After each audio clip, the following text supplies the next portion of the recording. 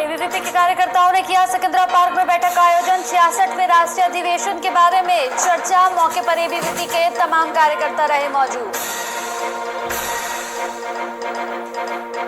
पाली शहर में बिना नंबर दौड़ रहे वाहनों को लेकर पुलिस सतर्क। विभिन्न मार्गों पर पॉइंट बनाकर की जा रही ट्रैकिंग। पुलिस कर रही है वाहन चालकों के खिलाफ सख्त कार्रवाई। विधायक डॉक्टर कृष्ण पुनिया ने किया जनसुनवाई का आयोजन। लोगों की समस्याओं का मौके पर ही कराया निराकरण। कार्यक्रम में सभी विभाग के अधिकारी रहे मौजूद। और पुजारी ताराचंद के साथ हुई मारपीट के मामले में ब्राह्मण समाज में आक्रोश। आरोपियों को गिरफ्तार करने की मांग। उपखंड अधिकारी को सौंपा ज्ञापन।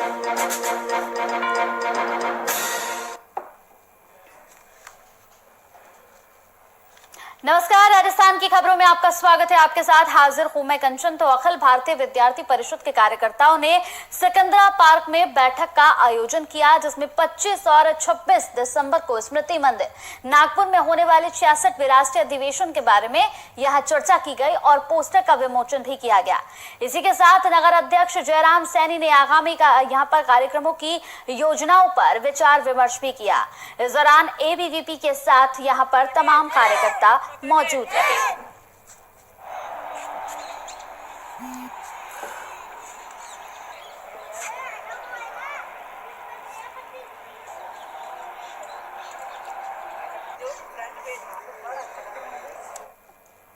तो नगर पालिका के वार्ड यहां पर 96 जयपुर नगर निगम ग्रेटर के पार्षद शिवराज गुर्जर से वीआईपी न्यूज की खास बातचीत हुई है। नवनिर्वाचित पार्षदों से खास बातचीत कर यहां नगर निगम ग्रेटर के पार्षद ने अपनी तमाम बातों को सामने रखा। नमस्कार, वीआईपी न्यूज चैनल में आप सबका स्वागत है। और आज हम बात करेंगे वार्ड नंबर 96 के शिवराज जी से। पहले तो सर आपको हमारे चैनल की तरफ से बहुत बहुत हार्दिक शुभकामनाएं हैं पार्षद बनने पे। धन्यवाद। सर, आपने अपने वार्ड में विकास को लेकर क्या रणनीति बनाई है? हमने हमारे वार्ड के लिए विकास ये रणनीति बनाई है कि हमारे वार्ड में साफ सफाई योजना चल रही है, नालियां सफाई हो रही है और रोड लाइटें लगवा रही है। हमने उनका मेंटेनेंस करवाया, हमने रोडों का मेंटेनेंस करवाया है जी। ये प्रोग्राम चल रहा है। शिवराज जी, आपको पार्षद बनने में 1.5 महीने से ज्यादा होने वाला है, तो आपके सामने क्या क्या अहम समस्या आई है अपने वार्ड में कि लोग आपके पास में लेके आए आपको पार्षद बनने के बाद? जी हमारे पास ज्यादातर लोगों की ये समस्या आ रही है, पानी की आ रही है और लाइट की आ रही है, रोड की आ रही है। हर जगह नालियां गंदी पड़ी है, नालियों में साफ सफाई नहीं है जी। ये समस्या है। सर, आप कोविड-19 को लेकर जनता को क्या मैसेज देना चाहेंगे? कोविड-19 के लिए हम जनता को ये मैसेज देना चाहते हैं कि जब तक वैक्सीन नहीं है तो जनता को 2 गज की दूरी बनाए रखना चाहिए और मास्क जरूरी है। धन्यवाद। तो देश में कोरोना महामारी के चलते सरकार द्वारा जारी गाइडलाइन की पालना को ध्यान में रखते हुए सरकारी निजी शिक्षण संस्थाओं में पढ़ने वाले छात्र छात्राओं को पढ़ाई करने के लिए स्कूलों में नहीं बुलाया जा रहा है, लेकिन सरकारी स्कूलों में हाजिरी देने के लिए हर रोज शिक्षकों को स्कूल आना पड़ रहा है। शिक्षकगण अपने समय सदुपयोग करते हुए अपने स्कूलों को यहाँ पर खासा ख्याल रख रहे हैं। सौंदर्यकरण का यहाँ पर काम किया जा रहा है। साथ ही साथ वॉल पेंटिंग, स्कूल में वाटिकाओं का निर्माण भी किया जा रहा है।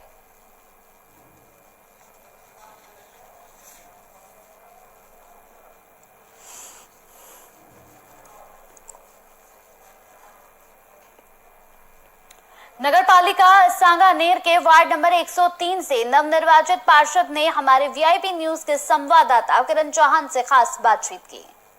आप सबका स्वागत है और आज आप पहुंचे हैं वार्ड नंबर 103 में। आज हम बात करेंगे यहाँ के पार्षद शंकर शर्मा जी से। आइए हम जानते हैं कि उनके पार्षद कार्यकाल को कम से कम 1-1.5 महीने से ज्यादा हो चुका है, तो उनके वार्ड में क्या समस्याएं उनके सामने आई है। पहले तो सर आपको हमारे चैनल की तरफ से बहुत बहुत हार्दिक शुभकामनाएं पार्षद बनने पे। सर, आपका 1.5 महीने से ज्यादा का कार्यकाल हो चुका है, तो इस दौरान आपके वार्ड में आपके सामने क्या क्या समस्याएं सामने आई है? मेरे वार्ड में जो सबसे ज्यादा समस्या है तो सिविल लाइन की है, सफाई की है, जगह जगह गंदियों में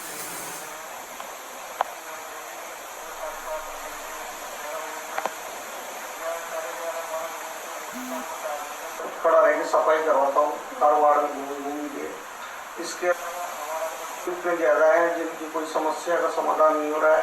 इसके अलावा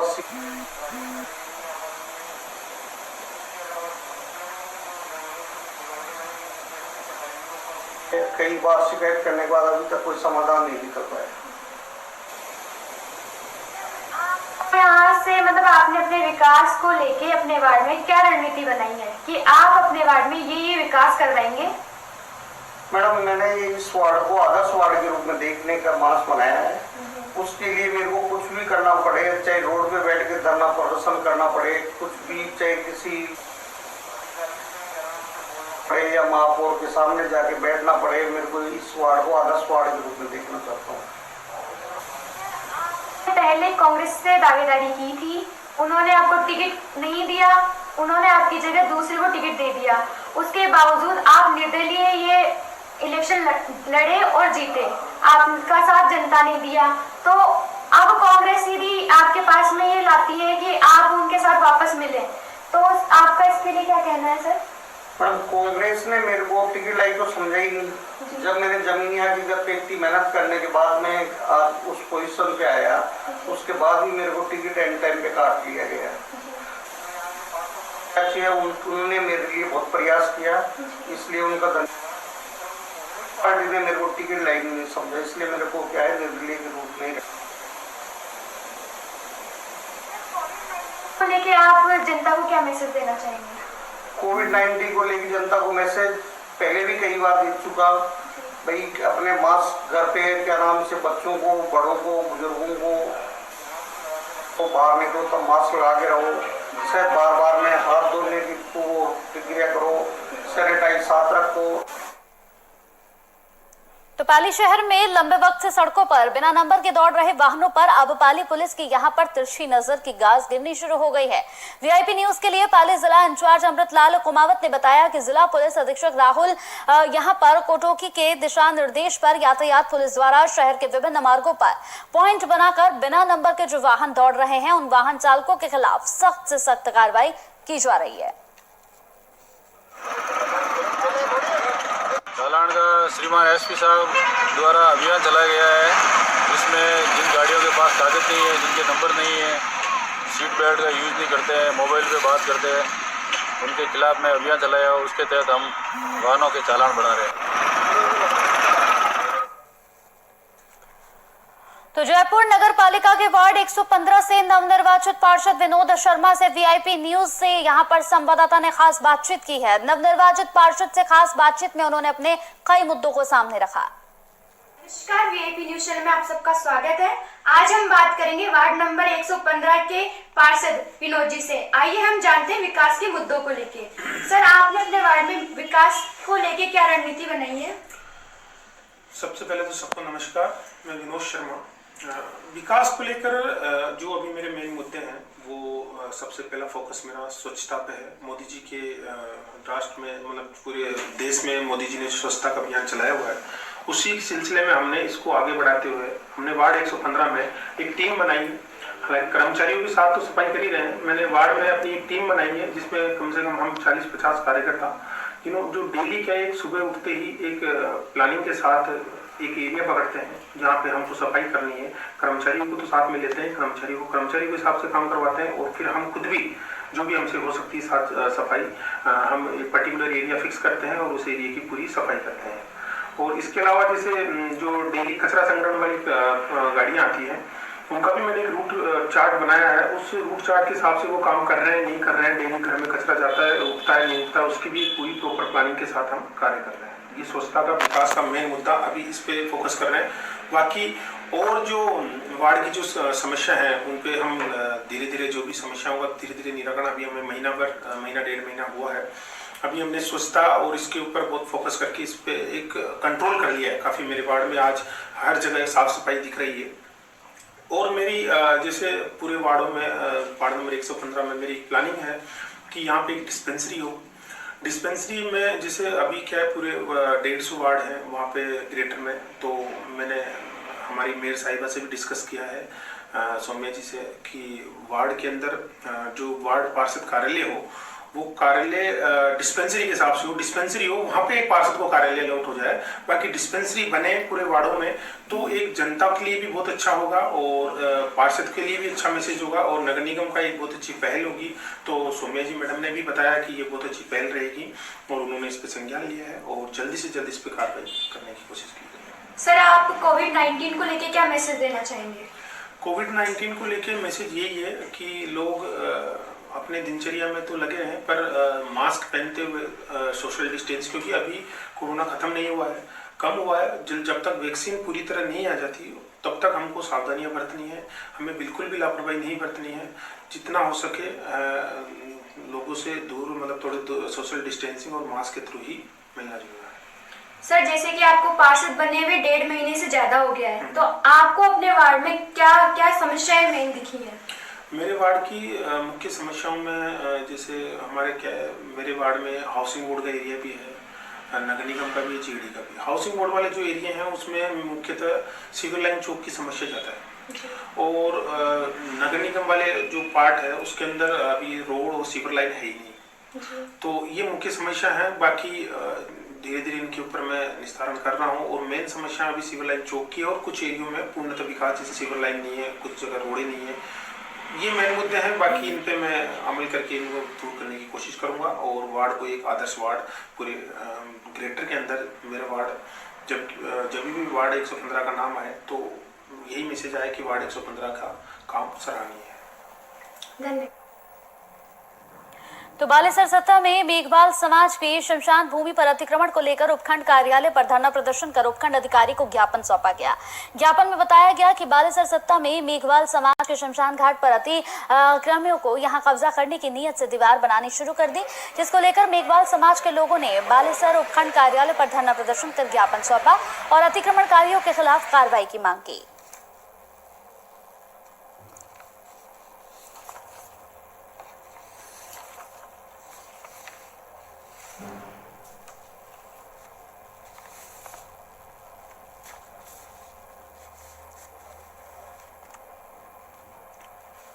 तो सादुलपुर विधायक डॉक्टर कृष्ण पुनिया द्वारा नगर पालिका के सामने आयोजित जन सुनवाई का आयोजन किया गया, जिसमें विधायक डॉक्टर कृष्ण पुनिया ने लोगों की समस्याओं की मौके पर ही यहां पर निराकरण करने के निर्देश अधिकारियों को दिए। नगर पालिका अध्यक्ष रजिया गहलोत के अध्यक्षता में आयोजित जन सुनवाई कार्यक्रम में उपखंड अधिकारी पंकज गढ़वाल के अलावा कई विभागों के अधिकारी मौजूद रहे।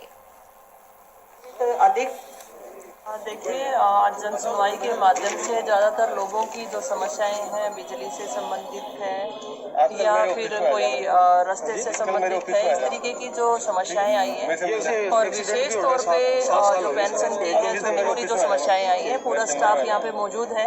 पीछे भी हमने अपने पार्षदों के साथ सिर्फ पार्षदों के साथ उनके वार्डों की समस्याओं को लेकर जन सुनवाई की थी, जिनमें से हमने लगभग वो 10 दिन के अंदर अंदर पूरी कराई थी। फिर आज हमने सोचा कि जनता के साथ हमें ये करना चाहिए। तो मनोहरपुर कस्बे के टोल प्लाजा पर अभिभाषण संघ मोहनपुर के यहां पर हनुतिया मरखी सरपंच का साफा माला पहनाकर स्वागत किया गया। आपको बता दें कि हनुतिया मार्की सरपंच महावीर प्रसाद मीणा कांग्रेस नेता मनीष यादव के जन्मदिवस के मौके पर आयोजित रक्तदान शिविर में यादव को बधाई देने के लिए पहुंचे थे। इस पर सरपंच ने अभिभाषण संघ मनोहरपुर का आभार भी व्यक्त किया।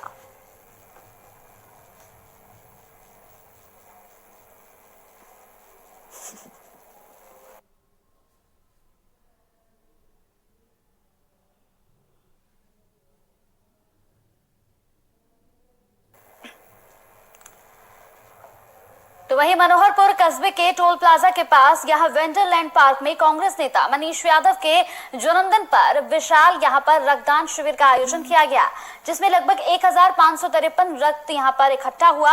आपको बता दें कि पार्क में सुबह 9 बजे से रक्तदान शिविर का शुभारंभ किया गया, जिसमें बड़ी संख्या में लोग पहुंचे। शिविर में पुष्पा SMS यहां पर दुसाद अनुकंपा ब्लड बैंक सहित 7 टीमों ने भी हिस्सा लिया।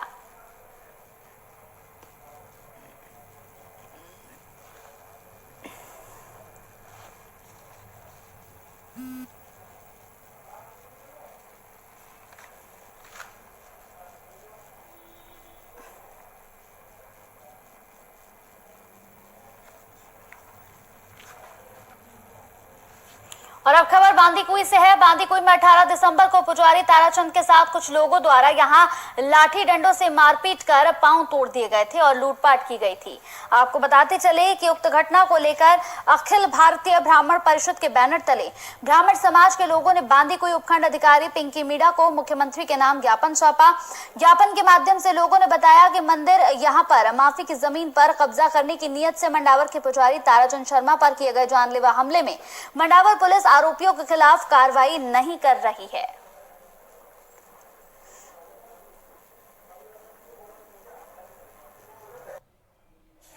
और में जो पुजारी जी के साथ जो घटना हुई है वो बहुत ही निंदनीय है, लेकिन उससे भी कई ज्यादा निंदनीय ये है कि पुलिस की कार्यशैली जिसके चलते आरोपी खुले में घूम रहे हैं और धमकी दे रहे हैं। आरोपी के खिलाफ शीघ्र कार्रवाई की जाए।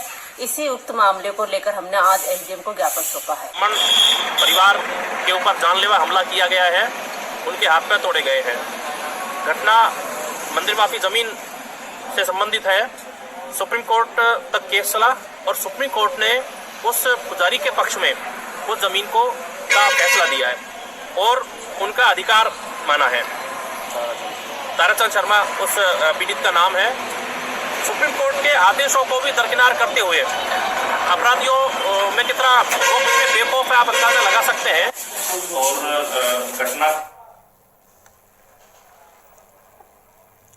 इस पूरी खबर पर ज्यादा जानकारी के साथ संवाददाता राजकुमार हमारे साथ जुड़ गए हैं। राजकुमार, पुजारी ताराचंद के साथ यहां मारपीट की गई थी, क्या कुछ अपडेट है इस पूरी खबर पर? जी, मैं आपको बता दूं 18 दिसंबर को जो पुजारी ताराचंद है उसके साथ समाज विशेष के लोगों ने मारपीट की थी और उनके साथ लूटपाट की गई थी, जिसके चलते ताराचंद की तरफ से उनके परिजनों ने मुकदमा दर्ज कराया था, जिसमें पुलिस पर आरोप लगे हैं कि पुलिस ने जिस तरीके से मुकदमा दर्ज करवाया था, जो उनको लिखित में जो शिकायत दी गई थी, उस आधार पे मुकदमा दर्ज नहीं किया गया और धाराओं में कटौती की गई। उसके चलते उसके बाद भी पुलिस है जो कार्रवाई नहीं कर रही है। आरोपी है वो अभी भी खुलेआम घूम रहे हैं और अभी भी जो पीड़ित है उसको धमकियां दी जा रही है हाथ पांव तोड़ने की और यहाँ तक जान से मारने की। इन सबको लेकर के ब्राह्मण समाज ने ज्ञापन सौंपा है और ये ज्ञापन दौसा में ही नहीं बल्कि पूरे राजस्थान में अखिल भारतीय ब्राह्मण परिषद के बैनर तले ये ज्ञापन लगा है और जो पीड़ित परिवार है उसको पुलिस की तरफ से सुरक्षा मुहैया कराने के लिए और आरोपियों को गिरफ्तार कर पीड़ित को न्याय दिलाने के लिए ज्ञापन सौंपा गया है। चलिए, बहुत बहुत शुक्रिया हमारे साथ इस पूरी खबर पर जुड़ने के लिए आपका राजकुमार।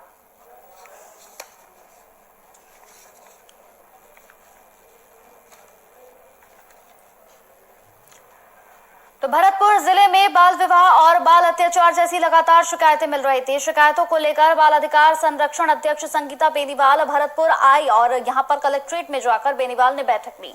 साथ ही बाल श्रम, बाल विवाह और बाल संरक्षण को लेकर अधिकारियों को यहां ध्यान देने के लिए कहा। भरतपुर से बैठक करने के बाद वापस लौट रही संगीता बेनीवाल का लोगों ने जोरदार स्वागत भी किया।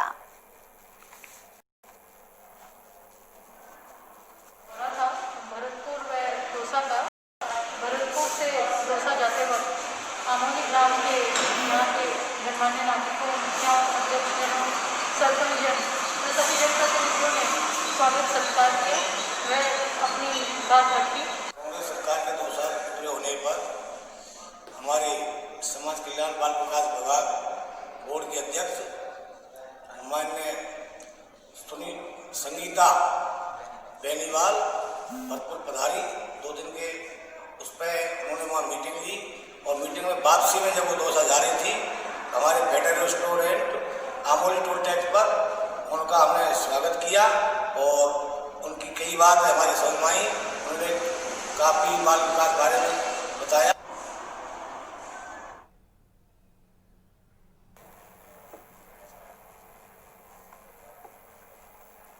तो रतनगढ़ कस्बे में 2 दिन पहले हुई युवक की हत्या के मामले में पुलिस ने 24 घंटे में हत्या का खुलासा कर दिया। आपको बता दें कि पुलिस ने 3 युवकों को गिरफ्तार किया। पुलिस का कहना है कि यह हत्या प्रेम प्रसंग के चलते हुई है। पुलिस ने आरोपियों को गिरफ्तार कर आगे की जांच पड़ताल शुरू कर दी है।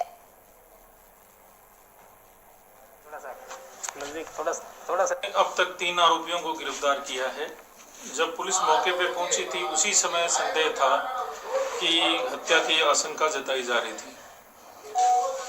अमन तो शक इसलिए हुआ कि अमन वहाँ भीड़ में मौजूद था और अचानक उसका गायब हो जाना शक के दायरे में आ रहा था। फिर लोकेशन मिली कि कहीं जयपुर में अपने परिचित के पास में रुका हुआ है, वहाँ से ला करके उसे पूछताछ की तो उसने पूरे घटनाक्रम का खुलासा कर दिया।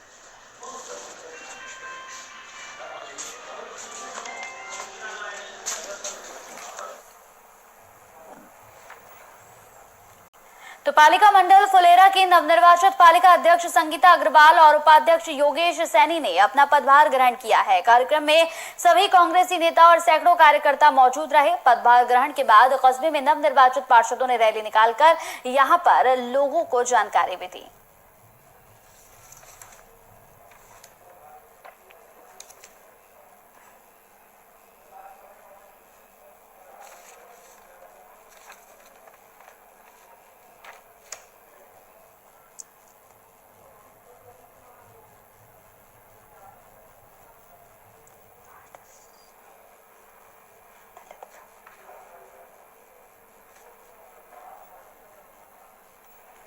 तो चलिए अब खबर भीलवाड़ा से है। आपको बताते चले कि भीलवाड़ा में यहां पर राष्ट्र संत ललित प्रभ ने यहां भीलवाड़ा प्रवास के दौरान लोगों की लिए मंगल कामना की है। तस्वीरों में भी आप देख सकते हैं। इसके साथ ही कोरोना को लेकर भी उन्होंने प्रार्थना की, ईश्वर से कोरोना को जल्द से जल्द खत्म करने की उन्होंने यहां पर कामना भी की है। आपको बताते चले कि इस मौके पर तमाम लोग मौजूद रहे। हम जब भीलवाड़ा आए तो भीलवाड़ा वासियों ने हमें पलक पावड़े पर बिछाया और आजाद चौक में अलग अलग समय पर हुई प्रवचन मालाओं ने पूरे शहर में प्रेम, मिठास और माधुर्य बोला। अभी कोरोना काल के चलते हम ज्यादा जनसंपर्क में नहीं हैं और किसी तरह का कोई कार्यक्रम करने की बजाय हम दिल से ही पूरे भीलवाड़ा वासियों के लिए दुआ करते हैं कि संपूर्ण भीलवाड़ा में प्रेम, आनंद, शांति रहे, सब स्वस्थ रहें, सब सुरक्षित रहें। हम नगर वासियों को कहना चाहेंगे अब कोरोना काल का समापन की तरफ हम बढ़ रहे हैं।